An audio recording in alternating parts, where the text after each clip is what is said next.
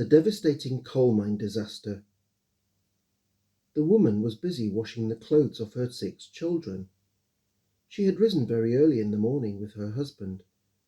After a light repast, he had left for the coal mine, where he worked underground, and she had commenced her labour. The weather was warm, with the sun's rays pouring down onto the town. It really was ideal drying weather, and she knew that it was going to be hard work, but she was used to it. Her husband earned so little from his employment, so she had got used to the daily struggle to survive. It was late afternoon, and she had nearly finished her toil when, with a resigned sigh, she paused what she was doing and went to open the door in response to the persistent knocking. She was greeted by her neighbour, who looked at her with a deep concern on her face.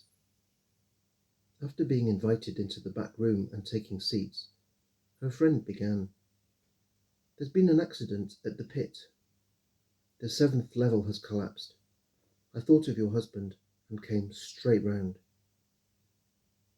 Do you know what they're doing to bring our men up?" The owner rushed to the pit and took charge. They immediately started the usual rescue procedures, and a lot of those off duty have gone in to help. Do you know what casualties they expect? Has anyone been brought out yet? The visitor took a very deep breath and sat silently for a minute to gather her thoughts. Then she continued. They've said that it's impossible for anyone to have survived. The whole level has fallen in, and the lift shaft is so blocked that it will take days to clear. They've already started asking the local funeral directors to make all of their coffins available. Is there anything I can do? The host sat stunned, unable to speak. Then she said, I don't know how I'm going to cope. He was such a good and kind man. I've known him since we were at school, and the company will only let us stay in our house for a week before making it available to the next family. And I don't know how I'm going to feed the kids, and they're too young to go out to work yet. We have no savings, and now we'll have no income. I'm sure the others in the street will let you stay with them until matters are clearer. I know, it's such a lovely community.